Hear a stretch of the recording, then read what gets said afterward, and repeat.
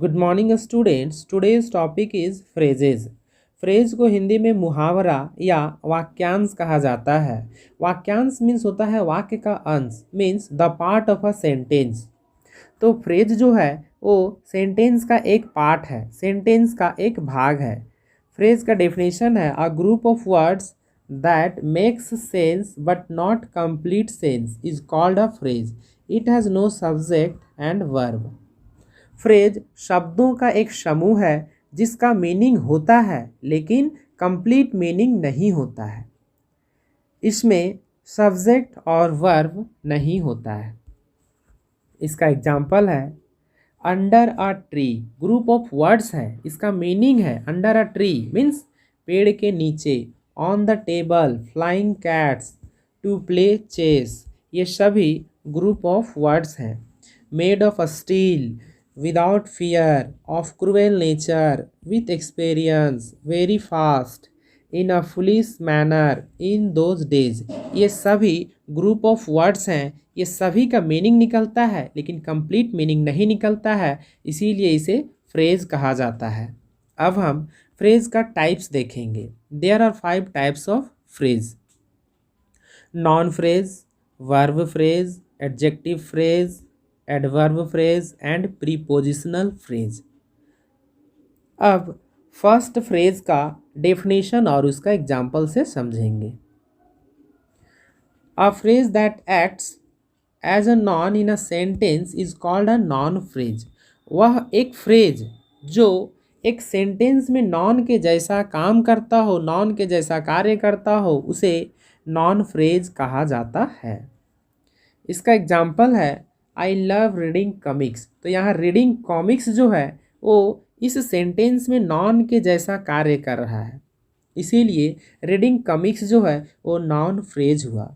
My friend Mohan is a doctor. यहाँ माई friend Mohan इस sentence में नॉन का कार्य कर रहा है, नॉन के जैसा कार्य कर रहा है, इसीलिए my friend Mohan noun phrase है। To understand people is very difficult. लोगों को समझना बहुत कठिन है। तो यहाँ टू अंडरस्टैंड पीपुल जो है इस सेंटेंस का नॉन के जैसा काम कर रहा है, इस सेंटेंस में नॉन के जैसा काम कर रहा है, इसीलिए to understand people noun phrase है। A girl in the window shouted for help. एक लड़की, कहाँ, खिड़की में एक लड़की हेल्प के लिए, सहायता के लिए चिल्लाई। तो अ गर्ल इन द विंडो इस सेंटेंस में नॉन के जैसा कार्य कर रहा है, तो अ girl in the window non phrase है। सेकेंड है वर्ब फ्रेज। इसका डेफिनेशन है a group of main verb and helping verb in a sentence is called verb phrase. एक सेंटेंस में मेन वर्ब और हेल्पिंग वर्ब का जो ग्रुप बनता है, जो समूह बनता है, उसी को वर्ब फ्रेज कहा जाता है। एग्जाम्पल है he has done his work. यहाँ हैज़ जो है हेल्पिंग वर्ब और डन मेन वर्ब, दोनों मिल के एक ग्रुप बना है, इसीलिए इसे वर्ब फ्रेज कहा जाता है। You should learn English. यहाँ should helping verb, learn main verb, दोनों मिलकर एक ग्रुप बना है, तो शुड लर्न क्या है, वर्ब फ्रेज है। I am reading a book. यहाँ एम हेल्पिंग वर्ब और रीडिंग मेन वर्ब, तो एम रीडिंग क्या है, वर्ब फ्रेज है।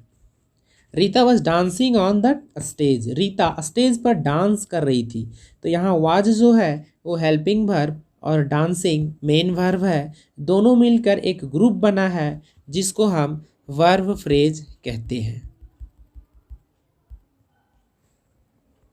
अगला है adjective phrase. A phrase that acts as an adjective in a sentence is called an adjective phrase. वह phrase जो एक सेंटेंस में एडजेक्टिव के जैसा कार्य करता हो, एडजेक्टिव के जैसा काम करता हो, उसे हम एडजेक्टिव फ्रेज कहते हैं। इसका एग्जाम्पल है वी परचेज्ड अन अलमीरा मेड ऑफ स्टील। यहाँ मेड ऑफ स्टील इस सेंटेंस में एडजेक्टिव के जैसा काम कर रहा है, एडजेक्टिव के रूप में काम कर रहा है, इसीलिए यहाँ मेड ऑफ स्टील जो है एडजेक्टिव फ्रेज है।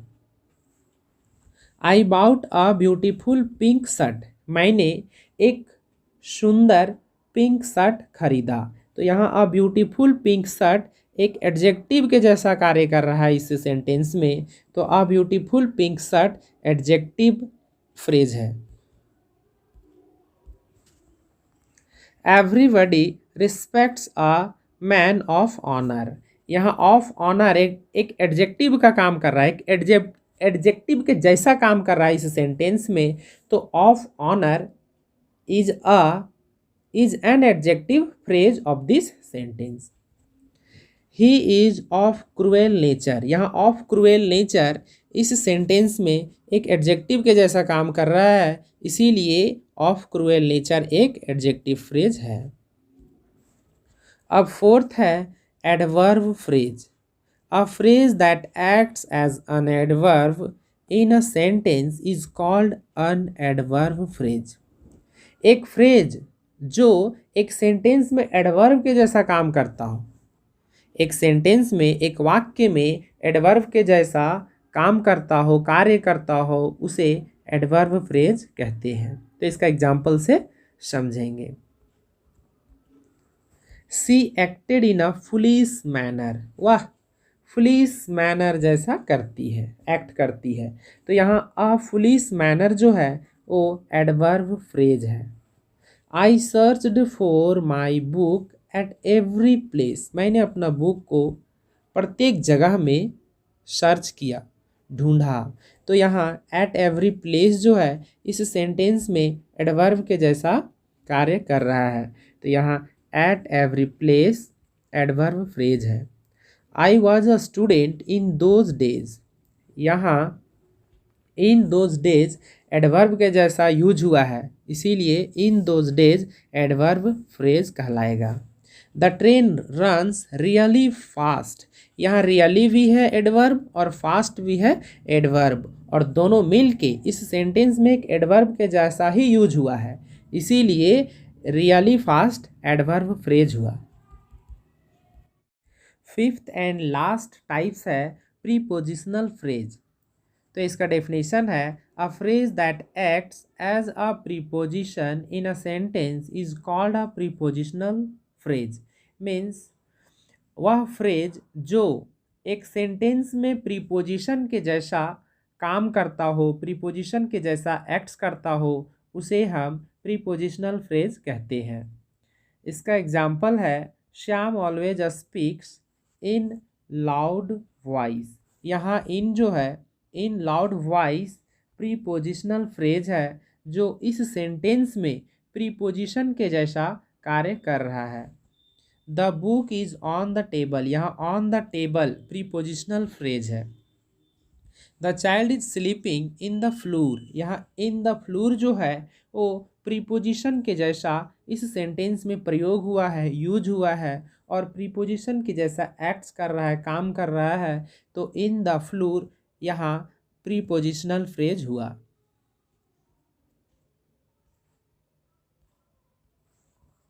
नेक्स्ट एग्जाम्पल है these girls are making a noise in the class, ये लड़कियां क्लास में हल्ला कर रही है, तो यहाँ इन द क्लास जो है वो प्रीपोजिशनल फ्रेज हुआ। We can not stay under a tree, हम लोग ट्री के नीचे मीन्स पेड़ के नीचे नहीं रुक सकते हैं, तो अंडर अ ट्री जो है वो प्रीपोजिशन के जैसा एक्ट कर रहा है इस सेंटेंस में, तो अंडर अ ट्री एक प्रीपोजिशनल फ्रेज है।